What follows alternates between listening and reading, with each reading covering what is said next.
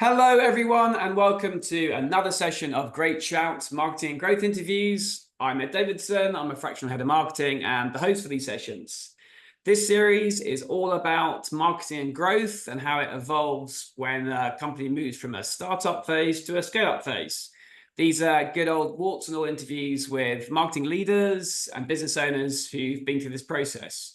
And we really hope it's useful for CEOs and founders to get the perspective of those in the know. And today we've got Kevin Gibbons. So Kevin kicked off his career in web development, building up his technical knowledge there, I'm sure. In 2006, he founded SEO Optimize and scaled this as an agency, and he won Deloitte's Fast 50 UK Technology Businesses Award as well. He exited that and now set up Resignal, which specifically targets e-com brands. And on his books, he's got Asics, Fat Face, and Under Armour. I'm sure I'm a customer of all of those brands, so that's good stuff. Kevin, welcome. Thanks for coming on. Yeah, thanks, Ed. Yeah, no, it's great to chat through. And yeah, please don't test me on the web development. That was 21 years ago. So, That's so what it's yeah, all about. I'm certainly a bit rusty at best on that side. Good stuff. Okay, so the question I kind of kick things off with is a bit of a kind of baseline is, how do you define when a startup kind of moves to becoming a scale up? Yeah, good question. I think I was told this by an agency advisor years ago that every time you increase your team size by 7, you almost have to rip it up and start again. And I certainly think there's been elements of that in terms of our growth, where you can, at a certain stage on it, speaking just from an agency model, I think you can make things work in the early days of you've got that team of 7, feed them in 2 boxes of pizzas or whatever you want to call it. And it's easy. Like, you don't have to worry about culture and values and your overall messaging. It's like you're sat in the same rooms together every day and working on the same projects. So stuff like that is just subliminal, if you like, in terms of everyone knows what you're doing, where you're going, why you're doing it. And then you kind of have to have a level of maturity, I guess, once you get to, let's say, 14 people. And that's where it's like, okay, well, I can't do all of this in the way that I used to. And certainly in the, say, 0 to 7 stage of a company, speaking for myself personally, I was probably, without sounding arrogant about it, but the best person in the company at sales and marketing, client delivery, client services, even stuff like finance, HR, stuff like that. It would fall on me. I wouldn't necessarily say that's always been a strong suit. And as we've grown, I've realized more and more that's a weakness, not a strength. There's no way that I should be the best person in the company at potentially even any of those jobs, let alone kind of 2 or 3. You just end up spreading yourselves too thin. But in the early stages, you just have to do what you need to do. You can give yourself any job title you like when you run a company to a certain extent, but the reality is you're spinning lots of plates and just trying to make everything work. And then over time, there's a level of maturity. So I'd say that scale up is actually, where are we now? Where do we need to be? And then how do you start to think about the roles that either you want to delegate and give up, or there might be gaps that you're not doing at all? And how do you just bring in a bit more specialism, expertise, experience, and then kind of start to build that out step by step from there? Systematize processes, try and make sure not everything's in spreadsheets, like that sort of thing. That again, it's those sort of challenges where, again, it's like you make it work at a certain size. There's certainly an argument that you don't want to kind of think too far ahead for the stage that you need to be. You need to go through the gears to get to where you end up. But yeah, it's certainly also being able to recognize, okay, there's a glass ceiling here that if we keep doing the same thing, we're never going to break through that glass ceiling. How do you, yeah, it's kind of that what got us here won't get us there sort of mentality. And I talk to a lot of people on here about kind of product market fit. I Yeah. suppose it's quite interesting, kind of your perspective as an agency, because there's lots of things you can go after as an agency, but there's even lots of things you can go after within like an SEO agency. So, did you find that there is a particular area that you kind of focused on first, like a niche, and you kind of like doubled down on that before you moved on, or is it I like feel yeah, move on? Yeah, I feel like the smart answer is you'd have a niche and then you'd maybe build outwards over time. I think the reality is for us, we did a bit of everything and then we found out what we were good at and then we niched down over time. And the more I've spoken to successful agencies, I think that's actually more of a common theme, although it sounds backwards. I completely agree. You kind of start with your kind of like target addressable market in terms of, okay, well, we're just going to go for a certain type of company of a certain size. And then once we've kind of got some traction in that market, maybe we then broaden out. And I think what we found is we started as an agency that did SEO, quickly then started to do paid search, then did a bit of social media, then did some analytics. And we wouldn't differentiate between sectors, we'd do B2C, B2B, anything else you could think of. And then I think over time we became specialized. So we looked at, and this probably took quite a while, but we realized that paid search was getting more and more difficult. SEO was getting more and more difficult. Actually, we dropped paid search. We partnered with some good agencies instead and focused purely on the SEO side. We then realized, okay, well, we're more B2C than we are B2B. Focused our case studies and kind of our marketing around that. We then probably narrowed it down to travel, retail, and finance, built up some really nice case studies, probably in each of those sectors.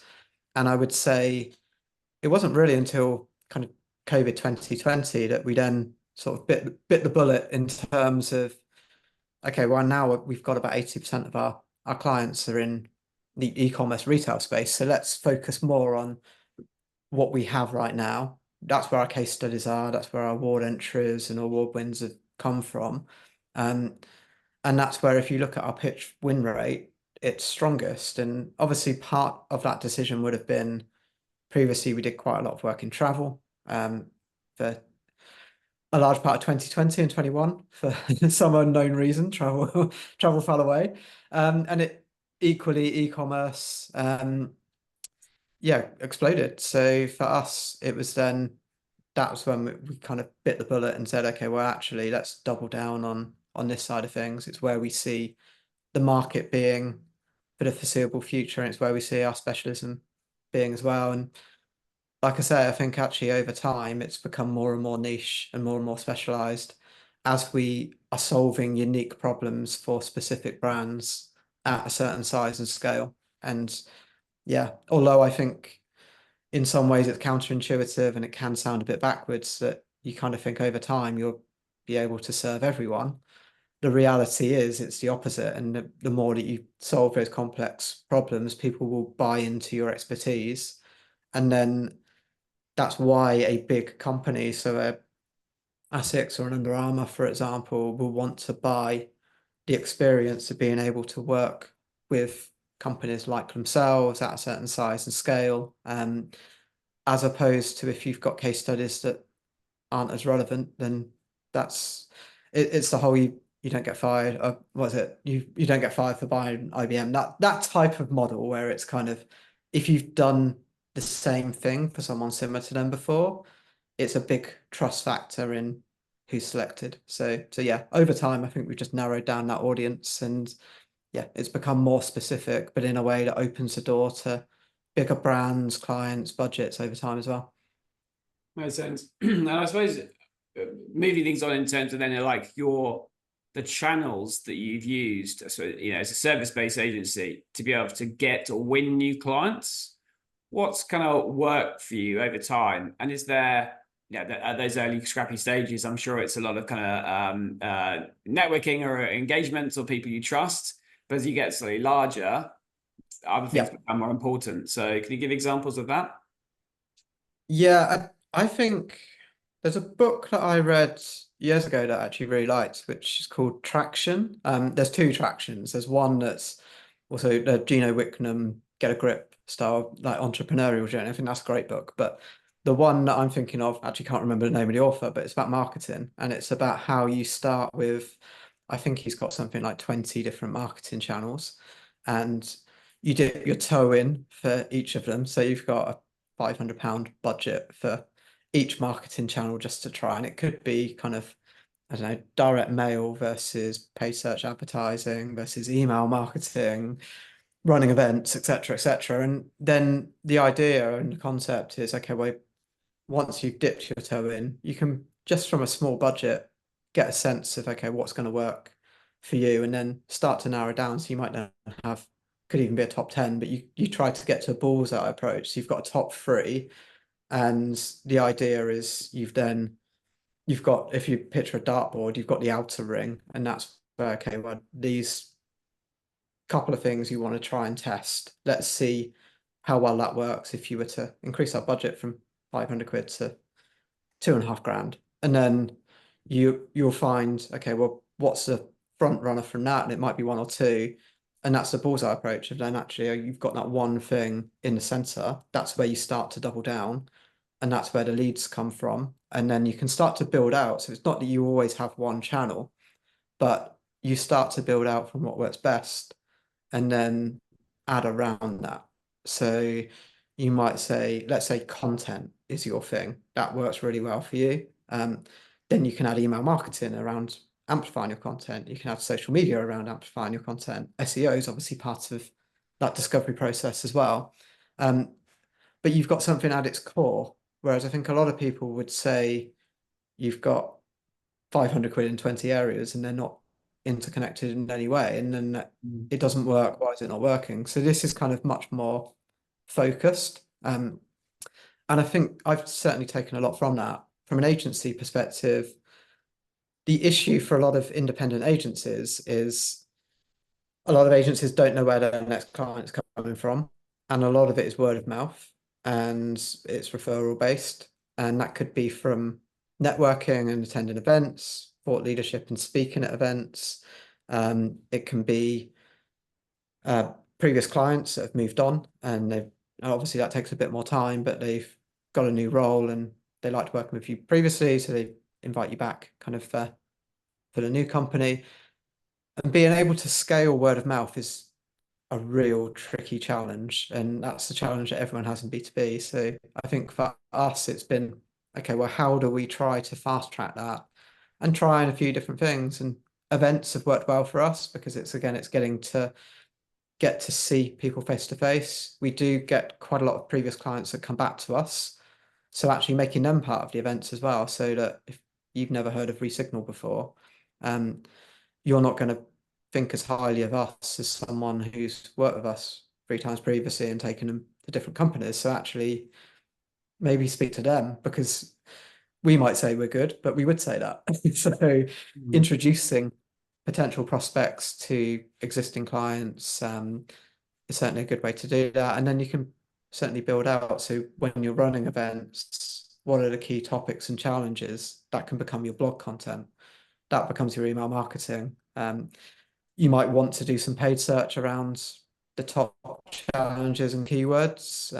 Obviously, you optimize for SEO as well. So it's those side of things, LinkedIn thought leadership, but again, trying to be focused around how you can pull it all together and thinking about that funnel of where do you want to attract people. And yeah, kind of obviously B2B is very much multiple touch points, and it's normally 5 to 10, I think, on average, in terms of where people have come from. Normally, if we ask them where they've heard of us, it's quite often the answer is it could be multiple things, or our answer might change every time, or it could be that the best feedback I've had is we've seen you in so many different places that we had to invite you in, which I think is a great answer. But it's also not that measurable in terms of, okay, we're going to do that one thing because that's the silver bullet. Have So you, yeah. have you got any kind of tips and tricks there around attribution? Obviously, it's the hardest thing, especially with B2B, and around that kind of intent. But is there anything that you do, or is there any kind of questions that you tend to ask people after they have onboarded about why they actually decided to go with you? Yeah, we have. I'm trying to remember this, but I put together a business plan, I think it's 2019, and We'd obviously already been going as a company quite a while by that point, but it was kind of thinking about how do we get to the next level. And I interviewed some of our clients about why they chose us. And to be honest, one of the big things is track record. It's what have you done for previous people like us before? And it sounds like common sense, but not so much. I guess the channels, when you think of that as well, it's credibility for sure. That's part of it, but also then you can start to think about how do you get in the right places. So having strong case studies on our website obviously is really important, but they need to have heard of us in order to get to that point as well. So award entries have become big for us because then we get on the radar for winning awards, which is good, but then people can see the quality of our work and off the back of that, if it's relevant and they're impressed, then that's normally something that would get us on a pitch list. So it's trying to focus our marketing around how we can attract the right people, but equally build in those trust and credibility factors as well, because you can, as an agency, you can get on a short list for lots of pitches, but you might be wasting your time if they're not relevant. Most brands would like to invite, say, 3 to 5, sometimes even up to 10 agencies to pitch for a piece of business, and that means that more agencies lose and they win. So just spending lots of time in pitches isn't necessarily the end goal. Winning pitches for the types of brands that you want to be working with is the end goal. So yeah, I think the credibility and the trust is equally, if not more important than actually how do you get in front of as many people as possible as well. So it's being focused and targeted. I know it's a very B2B specific question here, but I also interested in terms of what you're saying there about, pitching and then losing. Is there anything that you found either through the decision-making unit or kind of cross-threading in some way or relationships afterwards that enable you to get it outside of just the ability of the pitch and the quality of the work? Yeah, I think one of the biggest things is just pre-qualification. So we've become much stricter about who do we pitch for. So rather than someone just sending us a brief and then saying, yes, we'd love to be part of that. I mean, some of them, they will come through and it's like, yeah, this is an amazing fit for us. That's great. But others, we really have to dig and say, ask them questions, because although it might sound great to say this month we've got 10 opportunities in our pipeline, the challenge is, as a independent agency, you only have a limited amount of time. And if you're spreading yourself too thin across those 10 pitches, the chances are, let's say you win 1 in 3. 1 in 3 is considered very good for an agency. Let's say you win 3 of those.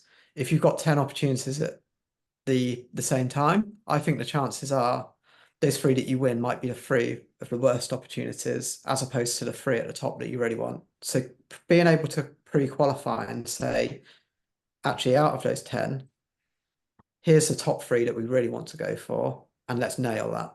I think we found that's much better than trying to go for absolutely everything that's out there. So that's certainly part of it. And part of those pre-qualification questions, and I think this is certainly part of the question you alluded to, is who do we know at that company? Because if we've been invited by some, like the example of it's a previous client or it's someone that's seen us do a talk or attended one of our events, there's at least somewhat of a connection there that we know, and we can, I don't expect them to necessarily tell us stuff that they wouldn't tell other agencies, but at least it feels like there's some level of trust that's already been built.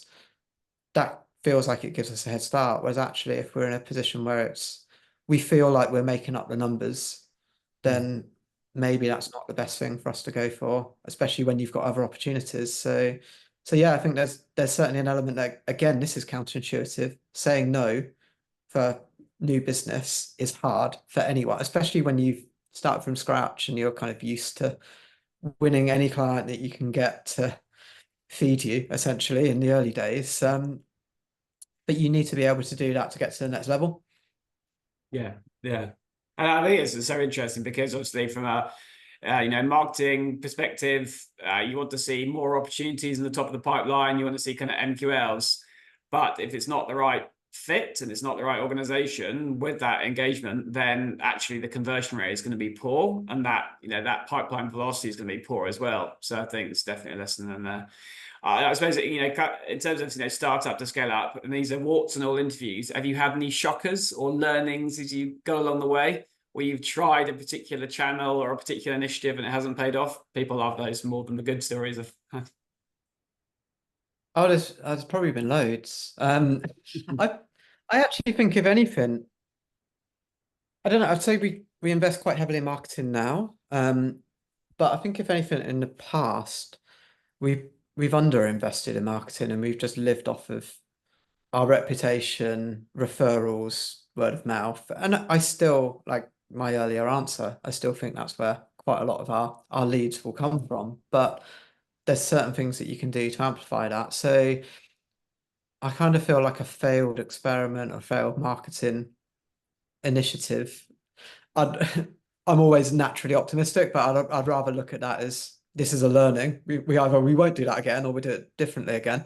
But I would rather try it as opposed to there's certainly be a tendency to say, let's save the budget, use it in other areas or that side of things. But yeah, I think for us, I'm trying to think of some shockers. You don't have to. I don't know if there are. Um, but it's also how do you justify it as well? The whole attribution piece around like we run an annual conference, which I think if you looked at that conference from a P&L perspective, if our financial director was just to say, where should we save money? That would probably be one of the first things you'd save money on. You might even say that about our reward entries, because again, if you looked directly from where do we get leads from versus where do we spend activity on, that might be something that's similar as well. But if you looked in terms of, like I was saying earlier, the trust factors and the reputation that builds, if you took all of that away, I think we'd win less pitches. And if we won less pitches for the biggest brands that we were pitching for, that's a significant dent in revenue. So yeah, it's tricky. So I think my advice in general is just maybe do more of it, because and also there's something in being able to accept that you're going to do things that can't be measured 100% all of the time. Yeah, gut feel doesn't sound like the best answer, but at the same time, I think it's sometimes in B2B at least, it feels like you've got to do some things where it's like this feels like the right long-term play, but over the next 12 months, even 2 years, it might be quite tricky to prove an ROI.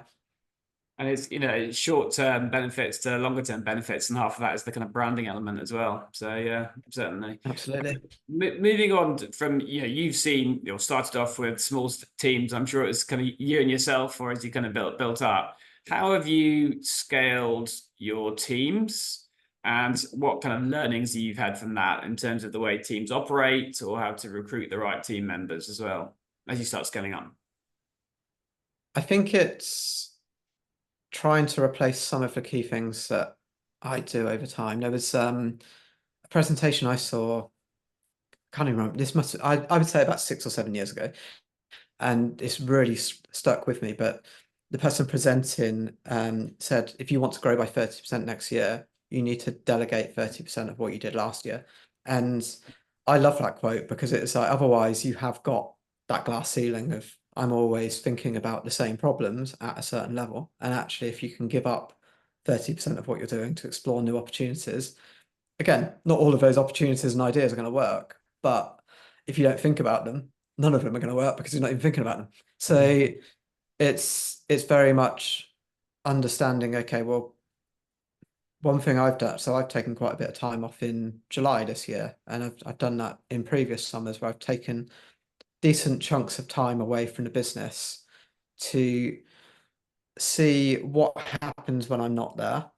What areas do people step up? What areas break in a way that it's fixable if something goes wrong? But then it's kind of quite eye-opening in terms of, okay, well, maybe I shouldn't be the one that's doing that moving forward, and let's start to plug those gaps. So yeah, I think client delivery is certainly one of those where I'm not the best person in the company at doing SEO consulting anymore, and that's a good thing. It's how do we bring people in that can specialize in that? And then how do you bring in account managers who can keep that relationship going and growing? Um, Obviously new business as well over time, the operational side. It's basically trying to design a team. And there's a really good book on this, Ray Dalio's Principles, where he talks about how do you build a system or an engine.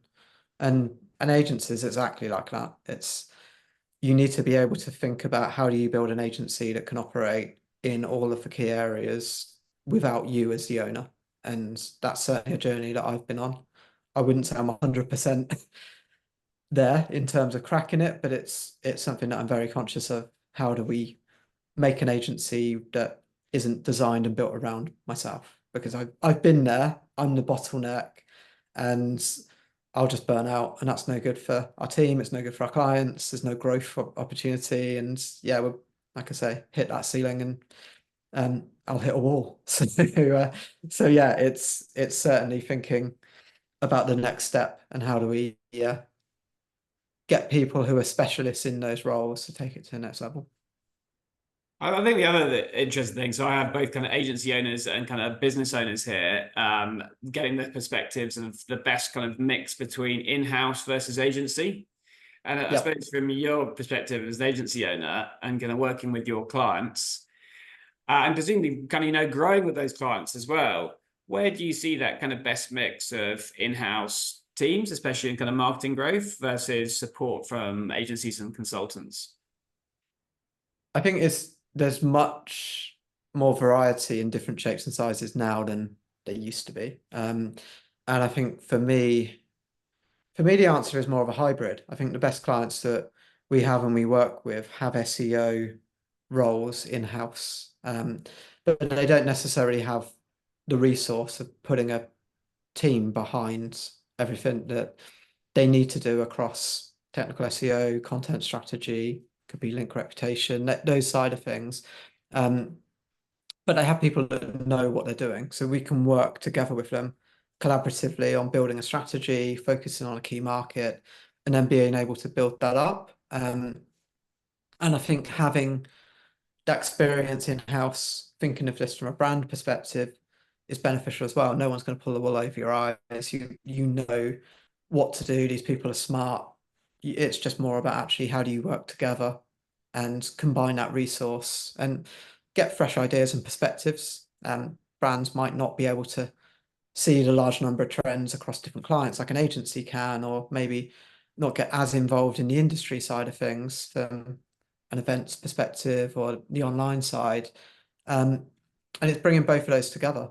I think that equally on the client side, and you'll obviously know as well, but you're always going to have more brand knowledge than an agency. And an agency shouldn't not get to know their brand. That's, I think, the most important thing to do initially is to understand as much as you can, but it's still not the same as being in an in-house role day to day. So the more that you can bring those two together in terms of strengths and weaknesses, I feel like the much more likely you are to achieve that desired outcome. But yeah, I certainly don't see it as a one versus the other. I think, as you said as well, you bearing in mind, say SEO agency, you can see kind of future trends and how things are going to work more than the client has. You can make those recommendations. I suppose, how much are you keeping your eye on the kind of future, and if that is, I don't know, voice or AI considered versus the here and now? How much do you kind of spend your time as an agency with that kind of view, long term and short? Yeah, it's something that I've questioned a lot myself this year, just due to the developments in AI, the uncertainty around Google's long-term future, and the threat around kind of what that might look like. And I'd say I've spent more time thinking about these types of things this year than I would have done in previous years. That said, I think from an agency perspective, there's quite often an 80-20 rule around let's spend 80% of the time around the tried and tested. We know there's fundamental issues that we need to fix, that if we were to do this today, in 3 to 6 months, you're likely to see a positive impact and ROI. Why would you ignore that? That's high priority. Let's do it.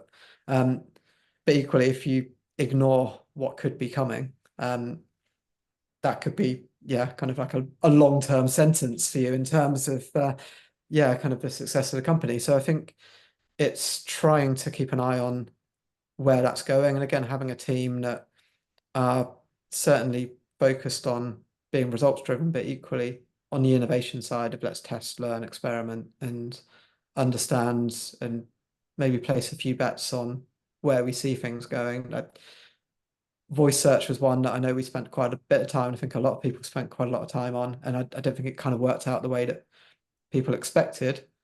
But it's now evolved to a point where some of that research is almost becoming useful again in different ways for the next iteration of what's coming around. And like I say, I think it's being completely ill prepared is never a good answer, but going 100% all in and ignoring what's relevant today doesn't make any sense either. So yeah, there's a balance. Yeah, makes sense. Kevin, we're out of time. We're over time. Thank you so much. It's been so useful. So much great content in there. So the final question I kind of ask my kind of guests here is if you can boil it down to the one thing that you'd recommend to kind of that startup moving into a kind of scale up process, what was the one thing Yeah, you'd recommend? I think it's actually back to where we started. It's understanding there's different stages of growth and being able to embrace each of those stages. So, like I mentioned, right now I'm very much how do I build an engine as an agency that can operate across all of those key functions? And if I'd have started that way, unless you have serious investment, I'm not sure that would work because as a founder, you need to be able to spin lots of plates. So it's being able to acknowledge what do you need to do at each stage, and then how do you take yourself out of those situations to get to that next level. So that's kind of based on my story and learning, certainly things I wish I would have maybe delegated and hired for earlier in hindsight, which is easy to say. And since I've done that, it's certainly helped us to get to new levels. So yeah, I think that's my advice really. It's thinking about and challenging yourself on what does that look like and how do you always keep evolving and growing.